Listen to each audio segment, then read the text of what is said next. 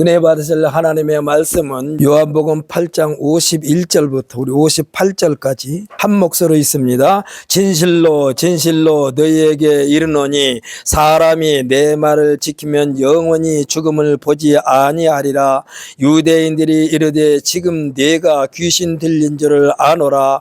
아브라함과 선지자들도 죽었거늘 네 말은 사람이 내 말을 지키면 영원히 죽음을 맛보지 아니하리라 하니 너는 이미 죽은 우리 조상 아브라함보다 크냐? 또 선지자들도 죽었거늘 너는 너를 누구라 하느냐? 예수께서 대답하시되 내가 내게 영광을 돌리면 내 영광이 아무것도 아니거니와 내게 영광을 돌리시는 이는 내 아버지시니 곧 너희가 너희 하나님이라 칭하는 그이시라. 너희는 그를 알지 못하되 나는 아노니 만일 내가 알지 못한다 하면 나도 너희같이 거짓말쟁이가 되리라. 나는 그를 알고 또 그의 말씀을 지키노라. 너희 조상 아브라함은 나의 때 볼 것을 즐거워하다가 보고 기뻐하였느니라. 유대인들이 이르되 네가 아직 50세도 못 되었는데 아브라함을 보았느냐? 예수께서 이르시되 진실로 진실로 너에게 이르노니 아브라함이 나기 전부터 내가 있느니라 하시니. 아멘. 할렐루야. 우리 한번 선포합시다. 우리는 불안과 공포에서 해방되었습니다. 아멘. 할렐루야. 할렐루야.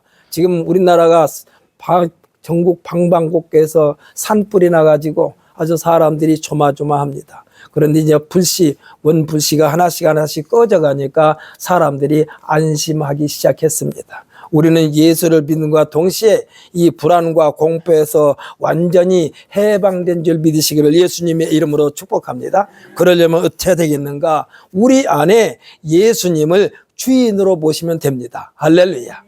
아멘. 아멘. 우리는 아멘이란 말이 굉장히 귀중한 말이에요. 하나님에게 향한다는 말씀도 되고 하나님 말씀에 대하여 옳습니다도 되고 하나님 말씀을 내 마음판에 새깁니다도 되고, 그래서 이 아멘은요 어떻게 보면 신앙 고백과 같은 말씀이에요. 그렇기 때문에 여러분들께서 말씀을 읽을 때에도 감동이 되면 그 끝에 꼭 아멘 아멘 하여 그 말씀이 우리의 삶에 뼛속 골수까지 심어지게 하는 놀라운 역사의 주인공이 되시기를 예수님의 이름으로 축복합니다. 저는 오늘 본 말씀 요한복음 8장 51절로 58절 말씀을 가지고 사망을 두려워하지 않는 믿음이라는 제목으로 은혜 받는 시간이 되시기를 원합니다. 세상의 법으로 다스릴 때에 가장 극악무도한 사람에게 내려지는 최고의 형벌에 대하여 무엇이라고 말합니까? 사형이래요. 사형. 먼저 극악무도의 뜻은 사전에서 찾아보니까 더할 나위 없이 악하고 독하며 도덕적으로 완전히 어긋나 있다라고 있습니다. 여기서 어긋난다는 것은 뭡니까? 어긋난다는 건 삐뚤어졌다는 얘기예요. 도대체 맞출래야 맞출 수가 없다는 얘기예요. 이 말은요 사람에게를 포기한 사람이라 할 수 있습니다. 그래서 사형, 죽음, 이에 대하여 무덤덤하게 그냥 지나쳐버린 사람은 없을 것입니다. 그냥 갑자기 죽음이라는 것을 생각할 시간도 없이 죽음을 당한다는 것은 그렇다손 치더라도 죄를 범하여 그 죄값으로 사형이라는 이 언도를 받았을 때에 당할 때에 그 현장으로 또 끌려간다고 생각하면 고도의 공포감에 휩싸일 것입니다. 흔히 하는 말로 몸 전체가 부들부들 떨릴 거예요. 자기가 지은 죄에 대하여는 그냥 파묻혀버리고 죽음이라는 것이 그래요 공포를 실어주는 거예요. 그래서 죄인 중에게 중죄인에게 사회에서 영원히 격리하는 제도가 뭐냐? 사형입니다. 지금 사형제도가 없어졌다고 하지만은 법으로는 분명히 사형에 처한다고 판결을 받기도 합니다. 단지 사형 집행을 안 할 뿐이요. 그래서 감옥에 가면은 사형수들이 지금도 있습니다. 그 집행을 안 한다 해도 분명히 사형이라는 형벌 제도는 존재하고 있다고 할 수가 있습니다. 이와 같은 죽음이 아니라 생명을 다하여 죽음에 이르는 것에 대하여도 이를 가볍게 여기는 사람은 없습니다. 그런데요, 이에 대한 것도 엄연히 성경에 기록되어 있습니다. 야고보서 4장 14절에 보면 내일 일을 너희가 알지 못하는도다. 너희 생명이 무엇이냐? 너희는 잠깐 보이다가 없어지는 안개니라 그랬어요. 그러니까 자연히 죽음에 이르는 것에 대해서도 우리들은요, 그걸 모르기 때문에 그냥 사는 것이지, 그 시간을 안다면은 역시 두려울 수밖에 없고 공포에 질릴 수밖에 없습니다. 이 말씀은 만고불변의 법칙입니다. 누가 말씀하셨나요? 하나님께서 말씀하신 거요. 내일 일을 너희가 알지 못하는도다. 너희 생명이 무엇이냐? 너희는 잠깐 보이다가 없어지는 안개니라. 누구에게나 적용되는 말씀입니다. 히브리서 9장 27절에도 보면은 한 번 죽는 것은 사람에게 정해진 것이요 그 후에는 심판이 있으리니 했습니다. 이것에 대하여 숙명이라고 말하기도 합니다. 숙명은요, 날 때부터 정해진 운명이라는 뜻이에요. 이를 거부하려고 수많은 사람들이 애써보지만 성공한 사람은 지구상에 존재하지 않는다고 그럽니다. 존재하지 않습니다. 믿지 않는 사람들도 사람들이 힘에 의하여 살 수 없는 것에 대하여 최종적으로 하는 말이 뭡니까? 하나님의 뜻으로 여긴다는 말을 합니다. 오늘 본문에서 예수님께서 하신 말씀에 대하여 당시 유대인들이 매우 쇼킹한 반응을 보이는데 예수님께 내가 귀신 들린 줄을 아노라 이렇게 말하고 있습니다. 그러니까 예수님께서 하신 말씀은 예수 당신은 지금 맑은 정신이 아니야. 아주 귀신에 휩싸여서 하는 말이야. 이렇게 지금 예수님을 그렇게 왜곡하고 있어요. 이 말은 요즘에 우리들의 말로 표현한다면은 무슨 귀신 신나라 까먹는 소리 하고 있어 이 소리요. 유대인들이 지금 예수님한테. 말도 되지 않는다는 것입니다. 왜 그렇습니까? 상식으로는 그것이 이해가 안 되기 때문에 그래요. 그래서 하나님의 말씀을 우리가 상식적으로 판단하려고 하면은 아무리 깊이 파고들어도 이해를 못합니다. 이와 같이 예수님께서 하신 말씀에 대하여 믿음이 없이는 절대로 이해도 못할 뿐만 아니라 수용할 수가 없습니다. 하지만 예수님께서 하신 말씀의 의미에 대하여는요, 계속해서 그들의 마음속에 여운이 남게 됩니다. 그 말씀이 오늘 우리에게는 51절 말씀이요. 뭐라고 그랬습니까? 진실로 진실로 너에게 이르노니 사람이 내 말을 지키면 영원히 죽음을 보지 아니라 하셨으니 이 말의 뜻을 알고 싶어 했을 것입니다. 왜냐하면 부와 명예와 권력을 가진 사람들이 그렇게도 소유하고 싶었던 말이 그 말이요. 어떻게 하면 죽지 않고 살까? 어떻게 해야 죽지 않고 영원히 살 수 있을까? 그런데 이에 대한 답은 예수님께서 말씀하시니까 황당하게 생각하면서도 어떻게 하면 예수님께서 말씀하신 영원히 죽지 않는다는 여기에 속할 수 있을까 였습니다. 옛날에도 현재에도 고정관념이라는 것이 얼마나 사회에 악영향을 끼치고 있습니까? 제 아무리 옳은 의견을 제시해도 꽈배기처럼 비틀기만 하면 기회를 놓친다는 것입니다. 사랑하는 성도 여러분, 우리는 누구 말이든지 항상 들을 준비를 하시기를 예수님의 이름으로 축복합니다. 우리나라 사람들과 우리나라보다 훨씬 선진국인 미국 사람들을 보게 되면요, 대화하는데 우리나라 사람들은 자기 마음에 안 들면 중간에 끼어들어가지고 상대방 말을 막아버리잖아요. 근데 미국 사람들은 안 그러더라고. 아무리 자기를 욕을 해도 끝까지 듣고 있어. 마이크를 가지고 있어 끝까지 듣고 있어. 그러니까 상대방이 하는 말이 자기 마음에 비수를 꽂는 말이라도 끝까지 듣고 있어요. 그러고 나서 다 듣고 나서 반박하는 것을 보았습니다. 그러니까 우리는요, 좀 끝까지 듣는 훈련을 받을 필요가 분명히 있어요. 예수님은 믿는 자들에게, 메시아의 도래를 소망하는 사람들에게는 새로운 출발의 발판이 되어 주셨는가 하면, 믿지 않는 사람, 믿으려고 하지도 않는 사람에게는 이단시 당하고 매사에 자신들이 고집하는 장로들의 전통을 들이대면서 헐뜯기 일쑤였습니다. 그러니까 예수님께 하신 말씀에 대해서 끝까지 들으려고 하질 않아요. 이와 같은 사람에게는 잘못된 고정관념의 포로가 되어가지고 그것에서 빠져나오지를 못했습니다. 왜냐하면 받아들이자니 기득권을 포기해야 되겠고 자기 자신을 부정해야만 되기 때문에 이것을 당시로서는 대단한 결단이고 모험이 됐던 것입니다. 여러분 너무 잘 알고 있는 예수님의 제자 가운데 안드레라는 제자가 있잖아요. 이 안드레는 원래 침례 요한의 제자야. 침례 요한의 제자야. 그런데 예수님의 제자가 됐어요. 아마 요즘 같으면은 이 침례 요한이 이 안드레에게 그랬을 거예요. 이 배신자로 했을 거예요. 그런데 이 침례 요한은 자신이 예수님을 전하러 왔기 때문에 이 예수님에게로 가는 것을 당연히 여겼다는 얘기예요. 그래서 이 침례 요한과 같은 사람은 그냥 보통 사람과는 달라요. 오직 했으면 예수님께서 침례 요한에 대해서 여자가 남자 중에 이보다 큰 자가 없다고 그랬다니까.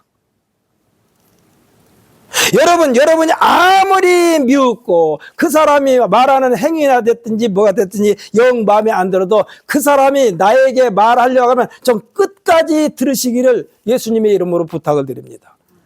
끝까지 들으면요, 그 속에 나한테 유익되는 말도 있어요.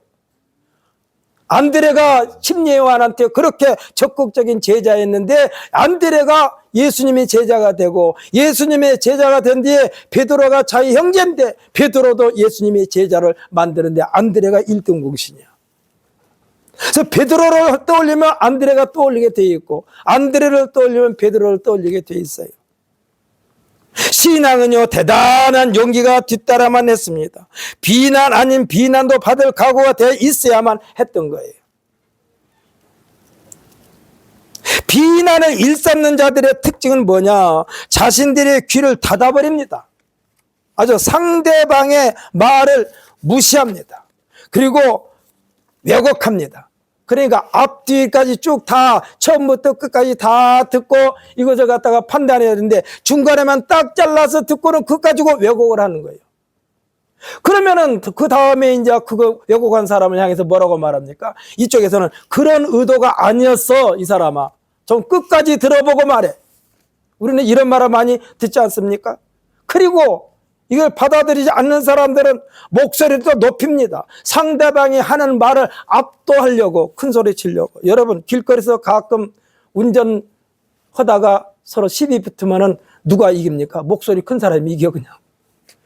자기가 잘못했는데 잘못했다고 안 해. 소리 빽빽 질러. 목소리를 높입니다. 나중에는 막무가내식으로 폭력도 불사합니다. 이와 같은 폭력의 중심에 예수님의 십자가 사건이 있습니다. 초대교회 사도들도 이 폭력의 희생자예요. 순교자. 기독교가 세계화되는 곳곳마다 순교자들의 피의 흔적이 있습니다. 순교자들의 피값은요, 용서와 화해로 그 가치를 드높이게 된 것입니다. 예수님은 쉽게 받아들이지 못한 유대인들에게 너희가 내 말에 거하면 참으로 내 제자가 된다라고 그랬습니다. 여기서 예수님께서 거한다는 것은 뭡니까? 마치 물고기가 물속에서 거닐고 있는 것처럼 예수님의 말씀을 수용하여 그대로 삶에 적용시키는 자를 향하여 내 제자가 된다라고 말씀하신 것입니다. 그래야만 예수님이 참 제자라고 칭함을 받는다는 거예요. 예수님의 말씀 한마디 한마디는요, 세대를 뛰어넘어 역사 그 자체가 과거가 되고 과거가 현재가 되고 미래도 현재의 자리에 있는 것과 같은 것입니다. 그래서 예수님의 말씀은 태초부터 있으신 모든 역사 현장에도 예수님이 계셨고 지금 예수님이 계신 곳에도 예수님께서 지금 유대인들에게 말하고 있습니다. 그래서 어느 특정한 시간에 묶여있는 분이 아니요, 예수님은. 그렇기 때문에 예수님 자신은 진리의 생산자가 됩니다. 이 진리는요, 수천 년 전이나 수천 년 후에나 변함이 없는 것이 진리인 줄 믿으시기를 바랍니다. 쉽게 설명해 볼까요? 수백 년 동안 고분에 묻혀 있다가 발굴된 순금 장식품들을 깨끗하게 손질하면 금방이라도 금방에서 구입한 것처럼 신제품과 똑같이 빛을 발하는 것을 보지 않습니까? 이것이 진리요.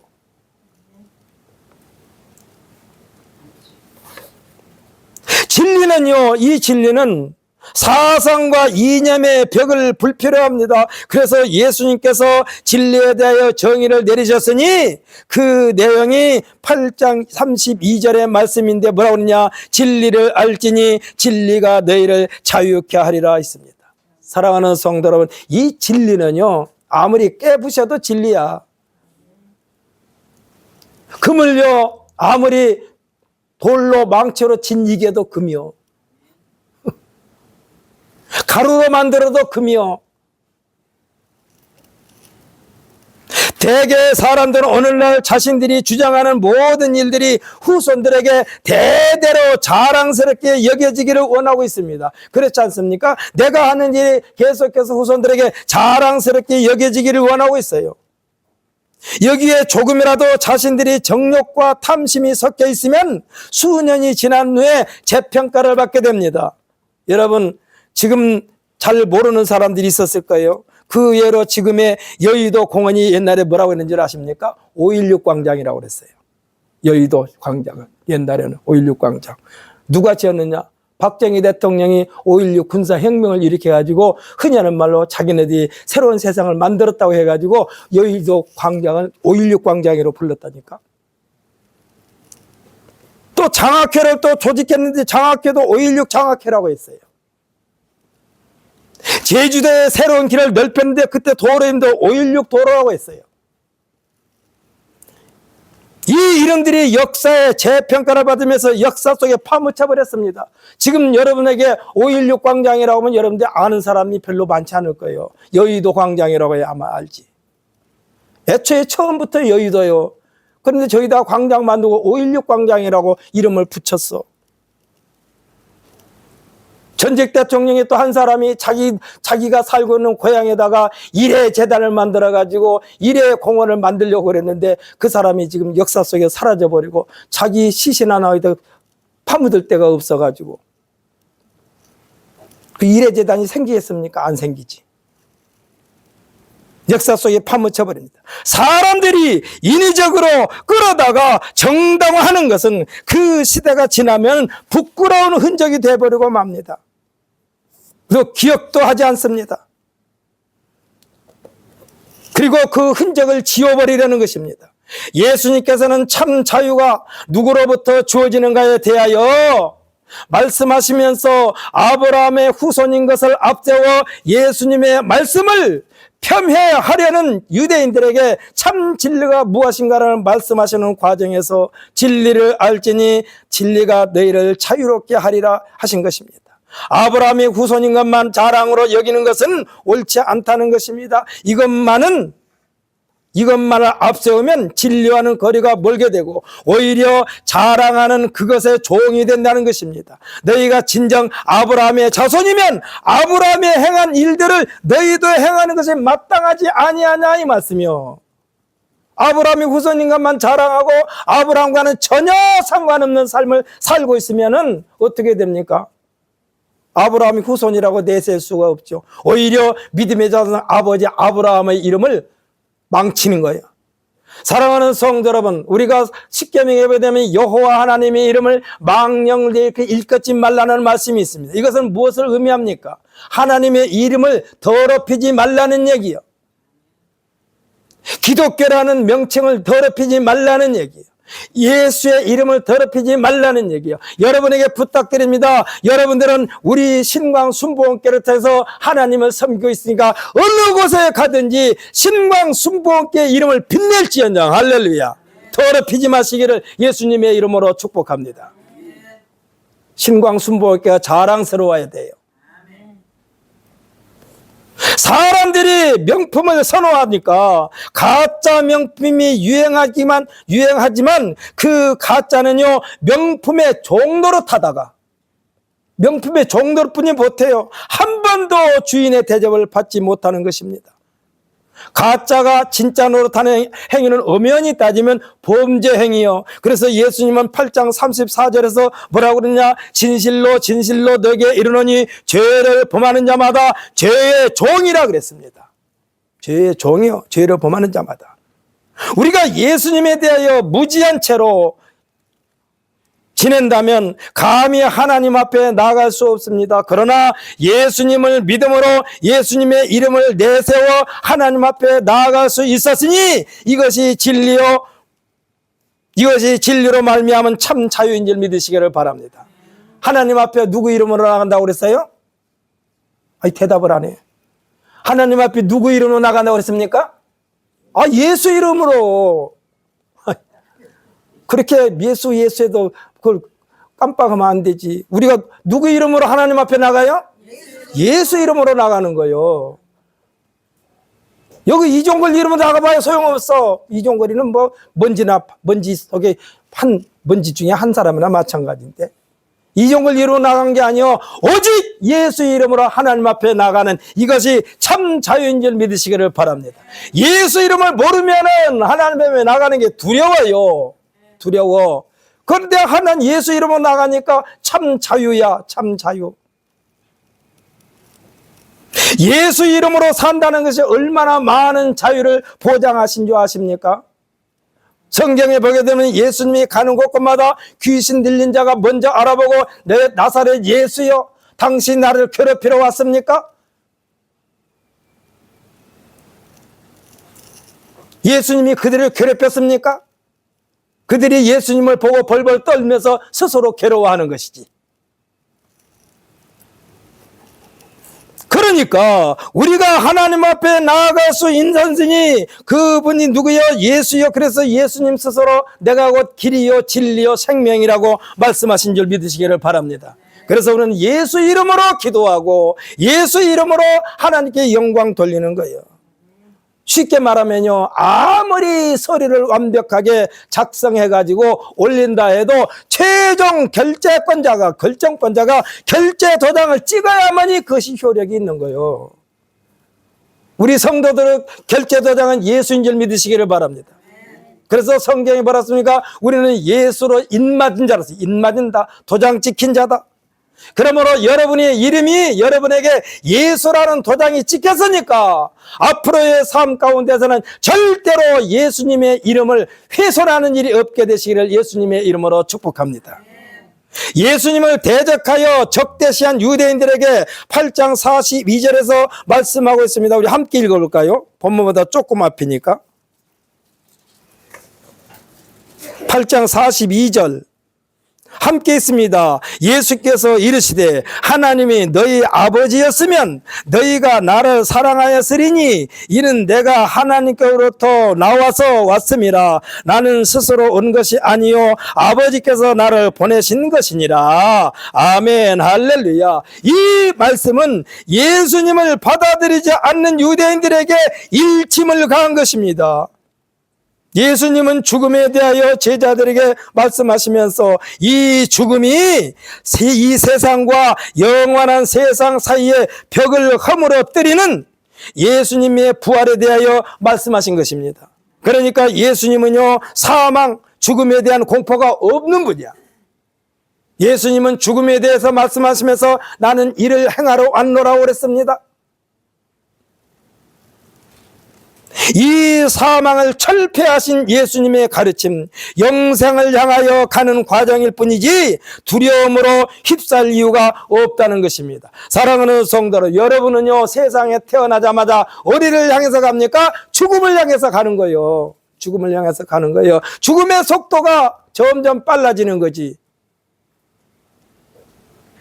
누가 그러더라고요? 어린아이가 세상에 태어날 때는 죽음을 향해서 가는 길이 한 시간도 아니지, 한 시간에 몇 미터도 못 간대요. 나이를 점점 먹을수록 빨라져. 그래갖고 80살, 90살 되면 속도가 막 시속 90km로 가는 거예요. 죽음을 향해서. 아무리 발버둥 쳐도 죽음을 거부하려고 해도 이것을 거부할 수가 없는 것인데 이것이 하나님께서 정해놓으신 진리인 줄 믿으시기를 바랍니다. 그러니까 지금 두려움으로 휩쓸 이유가 없다는 얘기요. 아버지께서 보내심으로 왔는데 어찌하여 내 말을 깨닫지 못하느냐. 너희가 깨닫지 못한 것은 내 말을 들을 줄 알지 못하기 때문이라는 얘기입니다. 사랑하는 성도 여러분, 아까도 말씀드렸죠. 아무리 내가 미웃고 적대시해도 그가 하는 말을 끝까지 듣는 훈련을 받으시기를 바랍니다. 그러면 그 사람들이 그런 거야. 곡해서 알아들으면 뭐라고 그래요? 그렇게 말귀도 못 알아듣느냐 이렇게 말하잖아요. 말귀를 못 알아듣느냐. 끝까지 안 들으니까 말귀를 못 알아듣는 거예요. 중간에 잘라버리니까. 예수님은 한 번도 예수님 자신의 유익을 위해서 나타내 보이는 일이 않으셨습니다. 예수님께서 오직 했으면 그랬을까요? 자신은 몸둘 바 없다. 머리 둘 것도 없다고 그랬어요. 예수님은. 철저하게 자기 자신을 위해서 사시는 분이 아니에요. 예수님 자신의 유익을 나타내 보이는 일을 하지 않았습니다. 이것은 진리가 아니기 때문에 그렇습니다. 예수님은 내가 진리를 말함으로 너희가 나를 믿지 않으니 안타깝다라고까지 말씀하고 있습니다. 예수를 믿으란 말은요 진리예요. 근데 그것을 받아들이지 않으니까 안타까운 거야. 안타까운 거야. 진리는 결코 그 누구에게도 그들만의 유익을 위하여 휘둘림을 당하지 않습니다. 아까 말씀드렸죠. 아무리 망치로 진 이겨도 한 번 황금 99% 황금은 깨져도 황금이고 일그러져도 황금이고 가루로 만들어도 황금이고 그 가치는 계속해서 유지하고 있는 거야. 하나님은 지금도 예수님은 이 순간에도 하나님께 속한 자는 하나님의 말씀을 듣게 돼 있다라고 지금 말씀하고 있습니다. 사랑하는 성도 여러분, 하나님의 말씀, 여러분이 하나님께 속해 있다면 하나님의 말씀을 창세기 1장 1절부터 요한계시록 마지막 장 마지막 절까지 다 읽으면서 그것을 수용하고 이해하기를 예수님의 이름으로 축복합니다. 하나님의 말씀을 듣지 않는 행위는 스스로 하나님께 속하지 않았노라고 지금 예수님께서 말씀하고 있어요. 그런데요, 우리들이 살고 있는 현실에서도 한번 미운 털이 박힌 사람에게 대하여는요, 아예 대화의 창을 2중 3중으로 꽁꽁 문을 닫고 자물통까지 채워버릴 때가 있지 않습니까? 여러분, 이 시간에 여러분에게 말씀드립니다. 절대로 이 시간에 예배에 참석 우리 모두는 다 여러분 주위에 미워하는 사람이 없게 되시기를 예수님의 이름으로 축복합니다. 그러려면 여러분의 문을 활짝 열어놓고 누구든지 모두 다 내가 수용할 수 있는 자세가 돼야 돼요. 스스로 잠궈버린 문을 열라고 예수님은 말씀하고 있습니다. 그러면서 뭐라고 그랬어요? 원수를 사랑하고 너를 핍박하는 자를 위하여 기도하라고 말씀하고 있습니다. 상대방이 아무리 꼭꼭 문을 잠궈서도 그에게 접근하여 그의 문을 열도록 하라는 얘기요. 이 말씀은 내가 먼저 손을 내밀라고 말씀하신 것입니다. 우리들은 사회생활하면서 언제나 항상 좋은 감정만 유지하면서 살기란 매우 어렵습니다. 그렇지 않습니까? 당신 없이는 못 살아, 그대 없이는 못 살아 해도 살다 보면은 아유 나중에는 무슨 말 하더라 누가 아유 저 원수 같은 인간 괜히 만나가지고 아니 그전에 안 그랬는데 당신 없으면 못 산다고 그랬으면서 좀 힘들고 어렵군요. 저 원수 같은 거 괜히 만나가지고 내 인생에 비비 꼬인다고. 그건 누가 꼬였어요? 자기가 꼬인 거지 상대방이 꼬인 게 아니에요. 그러니까 때로는 뜨거운 관계였다가 어떨 때는요 차가운 얼음처럼 냉각기를 느낄 때가 있습니다. 그래서 하는 말이 내가 그 사람과 알고 지내온 세월이 몇십 년인데 미운정 고운정 들대로 든 사이라고 평가하지 않습니까?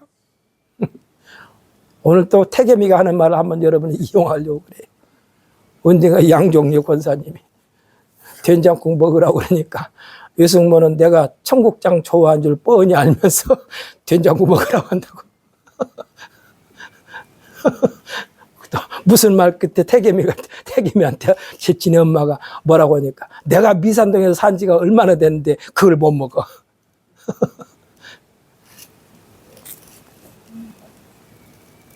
사랑하는 성도 여러분, 성도들의 삶은요, 미운 정도, 고운 정으로 승화시켜 나가는 삶이 되어야만 될 줄 분명히 믿습니다. 예수 믿기 전에는 내가 싫은 사람이 많았습니다. 예수 믿기 전에는 나하고 저 원수 같은 사람이 많았습니다. 그런데 예수를 믿음으로 말미암아 여러분 마음속에 예수의 마음을 가지면은 미운 사람도 예쁜 사람으로 바꿔나갈 줄 분명히 믿습니다. 하나님께서 우리에게 하신 말씀이 있지 않습니까? 우리가 생각할 때는요, 7, 80년 꽤 길어 보이지만 지내놓고 보면 성경에서 말씀하신 대로 잠시 있다가 없어지는 안개와 같기 때문에 세월을 아끼는 마음으로 사랑하며 고운 정으로 두껍게 탑을 쌓아 올리시기를 예수님의 이름으로 축복합니다. 미워하면 세월을 허비하는 거요. 예수님은 하나님 아버지를 생각하시면서 50절에서 뭐라고 말씀하셨습니까? 읽어보십시다. 본문보다 조금 앞이니까 함께 읽습니다. 나는 내 영광을 구하지 아니하나 구하고 판단하시는 이가 계시니라. 아멘. 할렐루야. 우리가 예수님으로 말미암아 하나님 앞에 바로 서기만 하면 하나님께서 다 예배해 주신다는 말씀입니다. 예수님께서는 언제든지 먼저 서기관과 바리새인들에게 경계의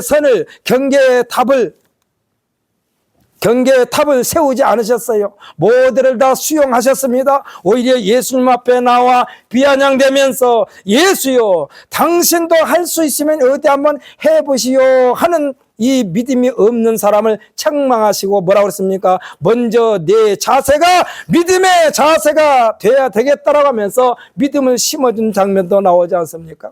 그러면서 할 수 있거든요. 무슨 말이냐? 믿는 자에게는 능치 못한 일이 없느니라고 예수님께서 그에게 믿음을 심어주었어요. 그러니까 그 사람 위해서 뭐가 나옵니까? 주여 내가 믿나이다.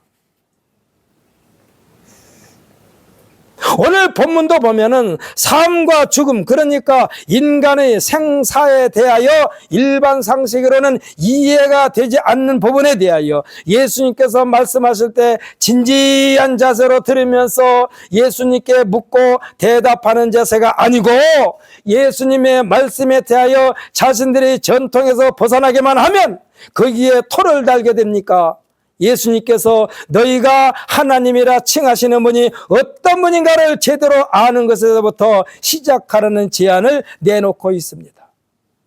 그러니까 쉽게 말하면은 왜 듣지도 않고 자꾸 태클을 걸어 이 말이에요.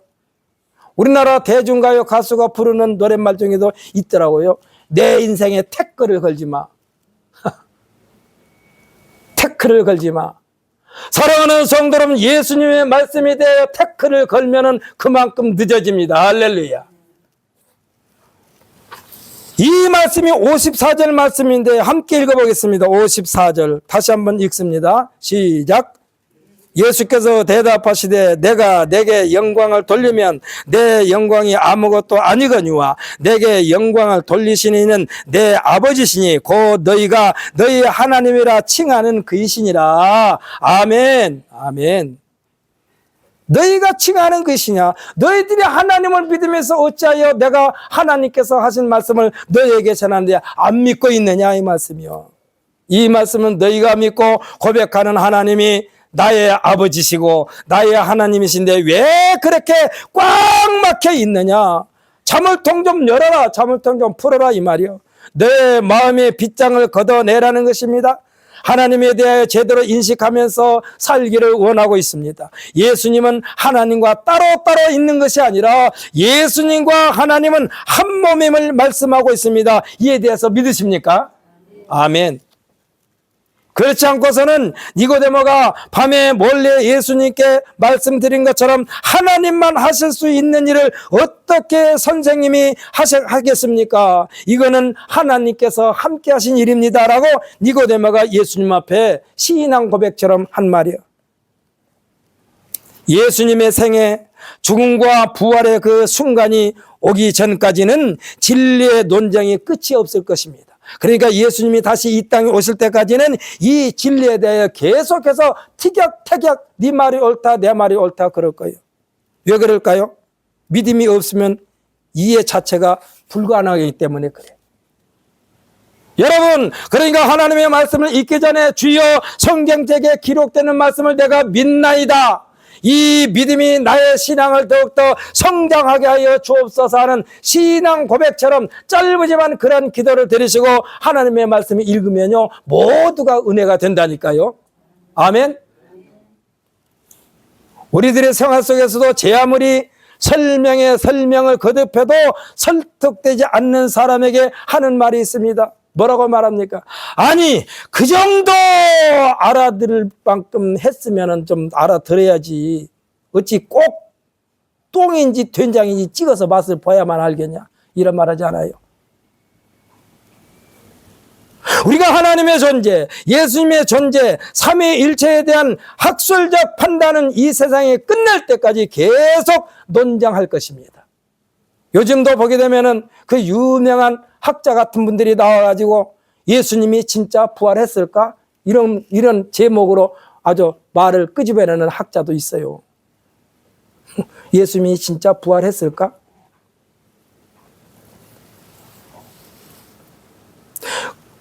우리나라보다 보게 되면은 신화란 게 있지 않습니까? 여러분, 내가 여러분에게 질문을 던지 제 말이 맞으면은 아멘 하시기 바랍니다. 맞지 않으면 아멘 하지 마세요. 우리나라 세운 사람을 누구라고 그러죠? 예?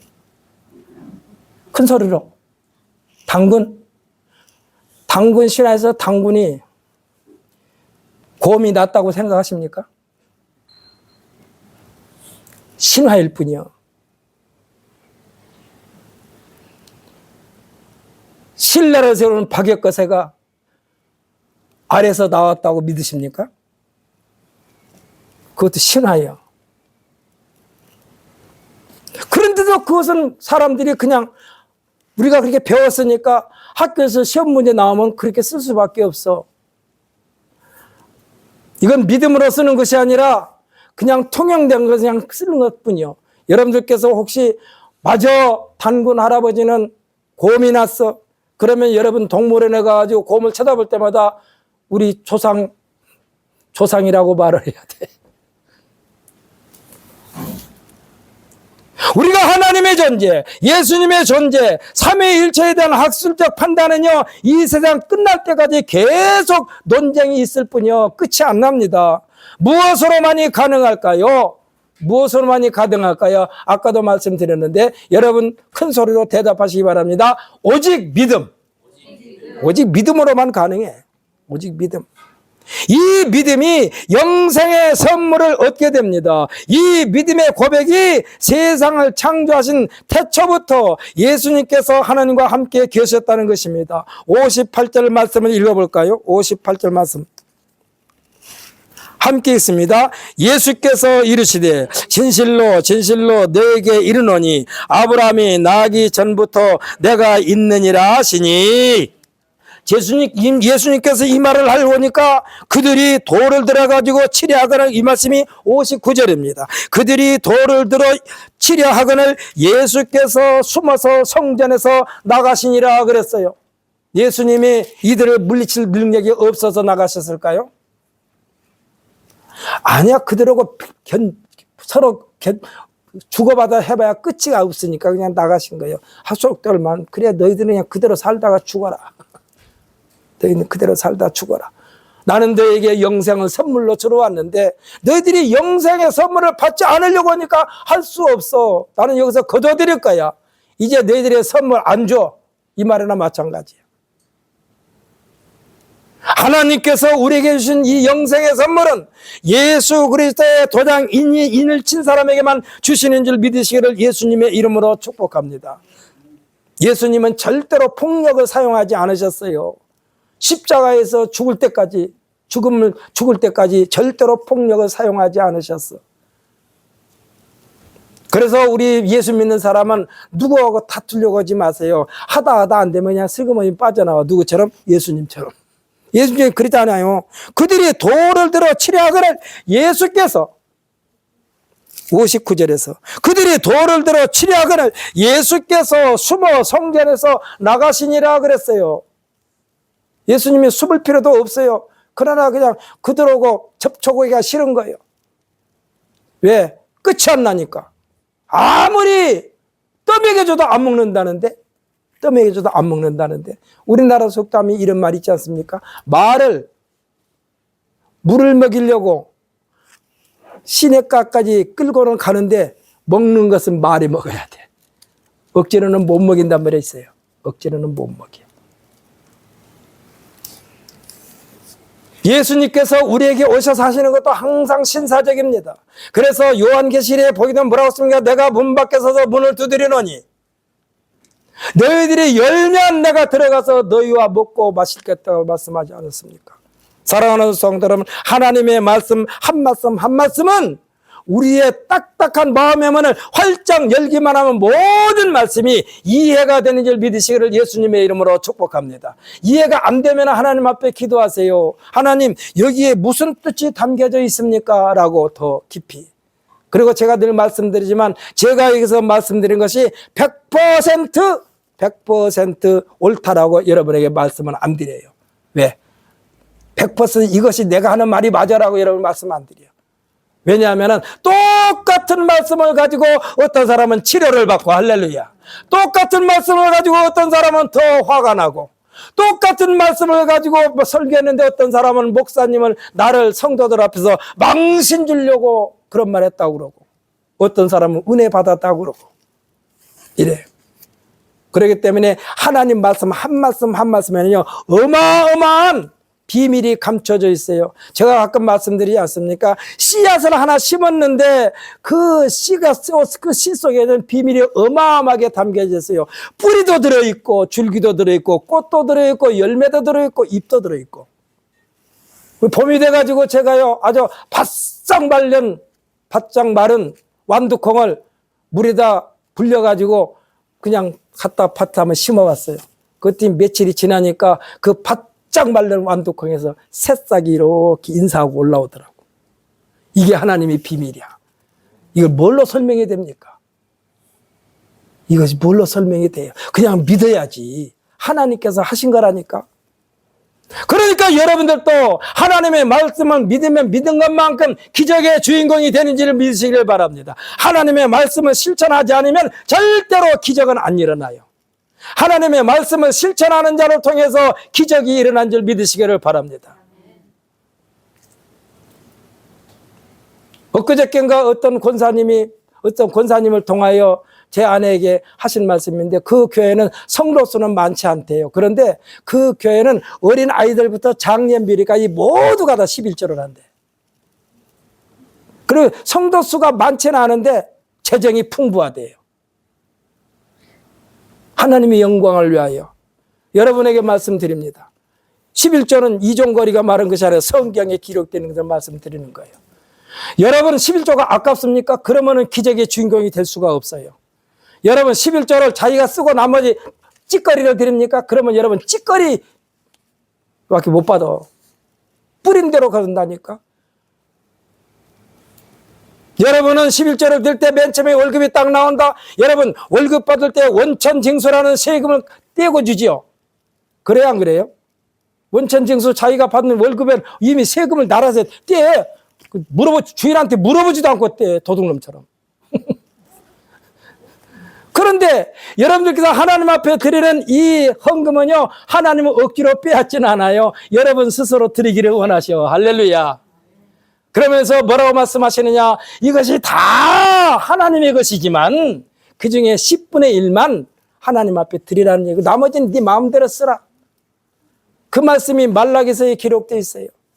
여러분들 하나님의 것을 하나님의 것이라고 인정하는 것이 신앙인 줄 믿으시기를 바랍니다. 물질이 됐건 뭐가 됐건 먼저 하나님의 나라와 하나님의 의를 구하는 것은 그 삶 자체가 11조 정신이야. 11조 정신. 제가요 겨울철에 조금 몸이 좀 편했든지 몸무게가 키는 작은데 몸무게가 70kg까지 나가더라고. 그 70kg까지 나가가지고 이렇게 구부리면은 그냥 숨이 콱콱 막혀. 그래서 아유 이거 안 되고 사순절이나 되면 그때 금식하면서 몸을 빼야지. 사순절을 지난 3월 5일부터 시작해가지고 지금 딱 절반 됐나요? 됐는데 제 몸무게가 70kg에서 64kg 들었어요. 64kg. 억지로 빼려고 안 하는데. 여러분 우리의 몸도요 하나님의 영광을 위해서 드리면은 건강을 보장인 줄 믿으시기를 바랍니다. 그리고 여러분들께서 이 혹시 몸이 너무나 몸무게가 많이 나가지고 고민하십니까? 그러면은 사순절 때 하나님 앞에 기도하면서 금식을 해요. 하루 한 끼 금식했는데 6kg나 줄어들었어 이거. 아마 다이어트 한 사람들한테 말하면 어떻게 6kg가 줄었냐고 그럴 거예요. 그런데 밥은 또 두 끼 먹으면서도 평생 똑같이 배가 참 좀 속된 말로 하면 배가 터지게 먹어. 밥을 많이 먹어요. 그런데도 6kg가 줄었다니까. 하나님의 영광을 위하여 내 몸을 내놓으시기를 예수님의 이름으로 축복합니다. 이것이 하나님께서 말씀하신 너는 대장부처럼 허리를 묶고 내가 내게 묻는 것에 대답할지니라 이 말씀이요. 이거는 뭡니까? 하나님의 영광을 위하여 생각하고 판단하고 말하고 행동하는 여러분 되시기를 예수님의 이름으로 축복합니다. 이것을 하나님께서 내가 하는 집 지켜주세요 하려면은 이 지켜주세요 하는 일부분을 떼서 하나님 앞에 드리면서 지켜주세요 그래야 돼. 안 드리고 지켜주세요만요. 이것이 점점 벌레가 먹든지 도둑을 맞든지 사기를 당하든지 그래. 우리나라에서 최고로 큰 교회 여의도 순복음교회만은 생각나신 분이 두 분 있습니다. 조영기 목사님과 최자실 목사님. 최자실 목사님은 아주 유명한 목사님 아닙니까? 근데 그 최자실 목사님도 11조를 드리는데 너무나 11조를 매주 드리니까 너무 간지러워 수입이. 그래서 좀 목돈으로 만들어서 11조를 좀 드려야지 좀 하나님도 좀 보람있게 사용하시겠지. 그래서 11조를 매주 드리다가 한 번은 그냥 한꺼번에 드리려고 잘 모아놨더니 11조 드리려고 열어보니까 도둑도가 다 훔쳐가 버렸어. 다 훔쳐가 버렸대. 그래가지고 최자실 목사님이 11조를 드리는 방법을 처음에 한 대로 했대요. 그 주 수입되는 대로 하나님 앞에 11조를 드리는 거예요. 몽땅 한꺼번에 좀 드리려고 했더니 누가 또 가져가 버렸다니까? 가져가 버렸어. 그러니까 사기당하고 나서 후회해봤자요. 그래도 더 큰 돈, 그 최자실 목사님이 하는 말이 더 큰 돈을 모아놓지 않은 게 다행이다. 하나님께서 빨리 깨닫게 해주셨다. 여러분이 인생 하나님의 것인 줄을 믿으시기를 바랍니다. 하나님은 분명히 성경에서 말씀하셨어요. 금도 내 것이요 은도 내 것이라. 여러분 금이나 은을 아무렇게나 보관합니까? 꼭꼭 보관하지 않아요? 꼭꼭 보관하지 않습니까? 그런데 그 자기 보관한 게 다 하나님의 것이라고 했어. 금도 내 것이요 은도 내 것이다. 내가 내 것을 하루아침에 다 날려버릴 수도 있다. 그래서 어떤 분이 그러더라고. 돈은 날개가 달려있다. 그러므로 관리를 제대로 못하면 일순간에 날아가 버린다. 이런 말씀을 들은 적이 있습니다. 오늘 이 시간에 여러분에게 다시 한번 말씀드린다. 사순절 기간 동안에 여러분의 신앙생활을 경건으로 훈련시키는 귀한 시간 되시기를 예수님의 이름으로 축복합니다.